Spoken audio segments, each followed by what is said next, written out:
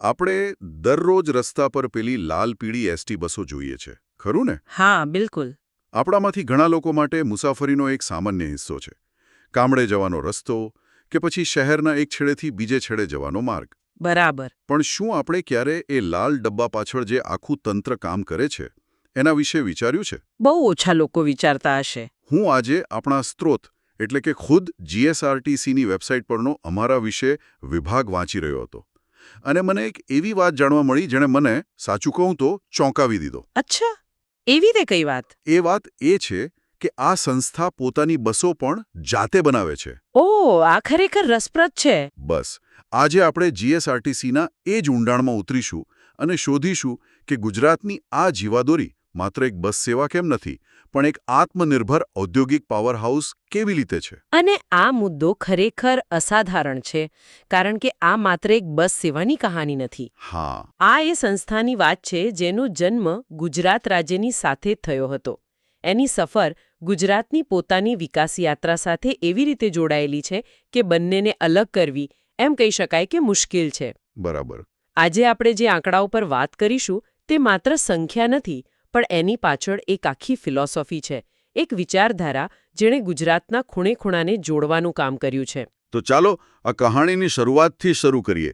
1 મે 1960. ગુજરાત સ્થાપના દિવસ. હા, એ દિવસ જ્યારે ગુજરાત એક અલગ રાજ્ય તરીકે અસ્તિત્વમાં આવ્યું અને એ જ દિવસે જીએસઆરટીસીની પણ સ્થાપના થઈ.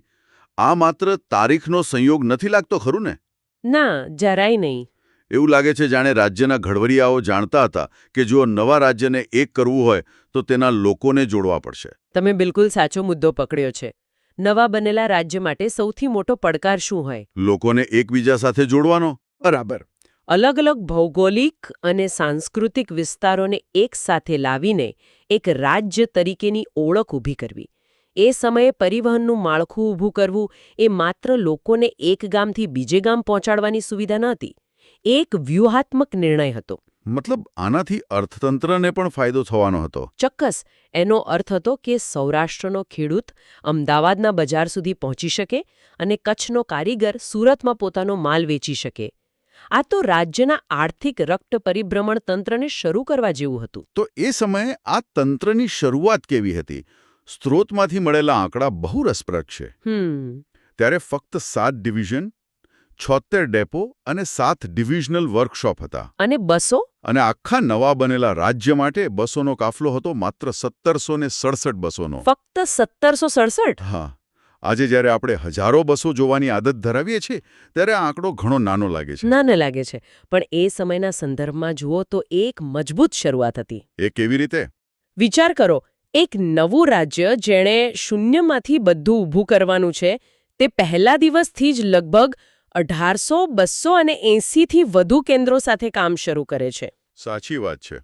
આ દર્શાવે છે કે આયોજન કેટલું દૂરંદેશી ભર્યું હતું.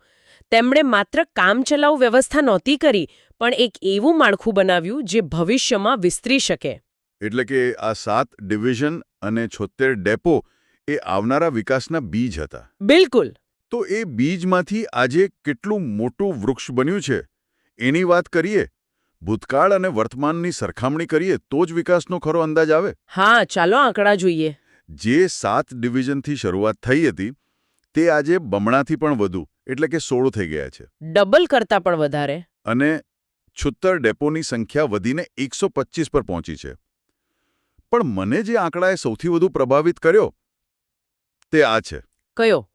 આજે 226 બસ સ્ટેશનો અને 1554 પિકઅપ સ્ટેન્ડનું વિશાળ નેટવર્ક છે. હા, અને આ 1554 પિકઅપ સ્ટેન્ડનો આંકડો સૌથી મહત્વનો છે. કેમ? કારણ કે બસ સ્ટેશન તો મોટાભાગે શહેરો કે તાલુકા મથકોએ હોય, પણ પિકઅપ સ્ટેન્ડ એ ગામડાઓ અને અંતરિયાળ વિસ્તારો સુધી પહોંચવાની નિશાની છે. ઓકે. આનો અર્થ શું થાય? એનો અર્થ એ છે કે કોઈ દૂરના ગામડામાં રહેતી દીકરીને કોલેજ જવા માટે હવે તાલુકા સુધી ચાલીને જવાની જરૂર નથી. એસટી બસ હવે તેના ગામના પાદર સુધી આવે છે. બરાબર. વિકાસ લોકોના ઘર સુધી પહોંચ્યો. હા, આ માત્ર પરિવહન નથી, આ સામાજિક પરિવર્તન છે. અને આટલા મોટા નેટવર્કને શક્તિ કોણ આપે છે? બસોનો કાફલો. 1767 બસોથી શરૂ થયેલી સફર આજે 8322 બસો સુધી પહોંચી છે. લગભગ 5 ગણો વધારો. અને આટલા મોટા તંત્રને ચલાવવા માટે એક વિશાળ માનવબળ પણ જોઈએ. સ્ત્રોત કહે છે કે જીએસઆરટીસીમાં 39,795થી વધુ કર્મચારીઓ કામ કરે છે. ઓહો, આ તો એક શહેરની વસ્તી જેટલો આંકડો થયો. હા, આ તેને રાજ્યના સૌથી મોટા રોજગારદાતાઓમાંનો એક બનાવે છે. ચોક્કસ. અને અહીં એ સમજવું જરૂરી છે કે આટલો મોટો વિકાસ માત્ર સમયની સાથે એમ જ નથી થઈ ગયો. ના, એની પાછળ કોઈ કારણો હશે. સ્ત્રોત પોતે જ તેની સફળતા પાછળના 3 મુખ્ય કારણો દર્શાવે છે. પહેલું છે કર્મચારીઓનો અથાગ પ્રયાસ, ડ્રાઈવર કંડક્ટરથી લઈને મિકેનિક સુધી. એક સામૂહિક પ્રયાસ. હા. બીજું કારણ છે ગતિશીલ સંચાલન. એટલે કે ડાયનેમિક મેનેજમેન્ટ. બરાબર. સમય સાથે બદલાવ લાવવાની ક્ષમતા. અને ત્રીજું અને સૌથી અગત્યનું પરિબળ છે રાજ્ય સરકારનો સતત ટેકો. જાહેર સેવા માટે એ તો જરૂરી જ છે. કોઈ પણ જાહેર પરિવહન સેવા સરકારના સમર્થન વિના આટલા મોટા પાયે ટકી અને વિકસી શકતી નથી. તો આ આંકડાઓ સ્પષ્ટપણે બતાવે છે કે નેટવર્ક કેટલું વિશાળ બન્યું છે. હા. પણ મને એ સવાલ થાય છે કે શું 8,000થી વધુ બસોને રોજ ઇસરાબ હાલતમાં રસ્તા પર દોડતી રાખવી એ કોઈ નાની વાત નથી. જરાય નહીં. આ પડદા પાછળનું તંત્ર કેવી રીતે કામ કરતું હશે? મને યાદ છે નાનપણમાં એસટી ડેપોમાં પાછળ ઘણી બસો ખુલ્લી હાલતમાં પડી હોય અને મિકેનિકો કામ કરતા હોય. હા, એ દ્રશ્યો સામાન્ય છે અને એ જ આખા તંત્રનો આધાર છે. એ શું સિસ્ટમ છે? આ ખૂબ જ રસપ્રદ અને મહત્વનો મુદ્દો છે. જો કોઈ પણ ટ્રાન્સપોર્ટ કંપનીની સફળતાનો આધાર તેની જાળવણીની ક્ષમતા પર રહેલો છે. બરાબર. અને જીએસઆરટીસી એ આ માટે એક પ્રભાવશાળી 3 સ્તરીય વ્યવસ્થા ઊભી કરી છે. આને આપણે એક પિરામિડ તરીકે સમજી શકીએ. 3 સ્તરીય વ્યવસ્થા. આ સાંભળવામાં થોડું જટિલ લાગે છે. ના, બહુ સરળ છે. શું તમે સરળ ભાષામાં સમજાવી શકો કે આ સિસ્ટમ શું છે? ચોક્કસ. પિરામિડના સૌથી નીચેના અને સૌથી મોટા ભાગમાં આવે છે ડેપો વર્કશોપ. એટલે કે દરેક 125 ડેપોમાં એક વર્કશોપ. બરાબર. અહીં બસોનું રોજિંદા ચેકઅપ, નાનું મોટું સમારકામ, ઓઇલ બદલવું, ટાયર ચેક કરવા જેવા કામો થાય છે. આ પહેલું સ્તર છે. ઓકે, એટલે આ ફર્સ્ટ એડ જેવું થયું. પણ જો કોઈ મોટી સમસ્યા હોય તો? તો આવે છે બીજું સ્તર, ડિવિઝનલ વર્કશોપ. રાજ્યમાં 16 ડિવિઝન્સ છે અને દરેક ડિવિઝનમાં એક મોટો વર્કશોપ. એટલે ગંભીર ખામી માટે ત્યાં મોકલવામાં આવે. હા, જેમ કે ગિયરબોક્સ કે એક્સલનું કામ, ત્યાં વધુ કુશળ મિકેનિક અને મોટા મશીનો હોય છે. અને ત્રીજું સ્તર? અને પિરામિડની ટોચ પર આવે છે એક કેન્દ્રીય વર્કશોપ. Central workshop? હા, અહીં સૌથી ગંભીર અને મોટા સમારકામ થાય છે, જેમ કે આખા એન્જિનને ફરીથી બનાવવું કે અકસ્માતમાં ડેમેજ થયેલી બસને ફરીથી તૈયાર કરવી. વાહ! આનાથી તો કામ બહુ ઝડપી અને વ્યવસ્થિત થતું હશે. બિલકુલ. મોટાભાગની સમસ્યાઓ સ્થાનિક સ્તરે જ ઉકેલાઈ જાય છે અને બસ ઝડપથી રૂટ પર પાછી ફરે છે. આ તો ખરેખર એક સુવ્યવસ્થિત સિસ્ટમ છે. પણ સ્ત્રોત વાંચતી વખતે મને જે વાત પર સૌથી વધુ નવાઈ લાગી તે હવે આવે છે. અચ્છા? અને તે છે જીએસઆરટીસીની આત્મનિર્ભરતા. આપણે મેન્ટેનન્સની વાત કરી, પણ આ સંસ્થા તો પોતાના સ્પેર પાર્ટ્સ પણ જાતે જ બનાવે છે એવું લાગે છે. હા, અને અહીંથી જીએસઆરટીસી માત્ર એક બસ ઓપરેટર મટીને એક ઉત્પાદક તરીકે ઉભરી આવે છે. દાખલા તરીકે, સ્ત્રોત કહે છે કે તેમની પાસે પોતાના 7 ટાયર રીટ્રેડિંગ પ્લાન્ટ છે. એક મિનિટ, રીટ્રેડિંગ એટલે શું? સરળ ભાષામાં કહીએ તો બસના ટાયર જ્યારે ઘસાઈ જાય ત્યારે તેને ફેંકી દેવાને બદલે તેની ઉપર રબરનું નવું પડ ચડાવીને તેને ફરીથી વાપરવા લાયક બનાવવાની પ્રક્રિયા.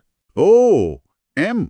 હા, હજારો બસોના કાફલા માટે ટાયર એ લાખો કરોડોનો ખર્ચ છે. પોતાનો પ્લાન્ટ હોવાથી તેઓ માત્ર પૈસા જ નથી બચાવતા, પણ ટાયરની ગુણવત્તા અને સલામતી પર પણ સીધો અંકુશ રાખી શકે છે. આ તો બહુ સ્માર્ટ નિર્ણય કહેવાય. ચોક્કસ. પણ એક મિનિટ, શું હું બરાબર વાંચી રહ્યો છું? તેઓ પોતાની બસોની બોડી પણ જાતે બનાવે છે? હા. મને હંમેશા એમ હતું કે તેઓ ટાટા કે અશોક લેલેન્ડ જેવી કંપનીઓ પાસેથી તૈયાર બસો ખરીદતા હશે.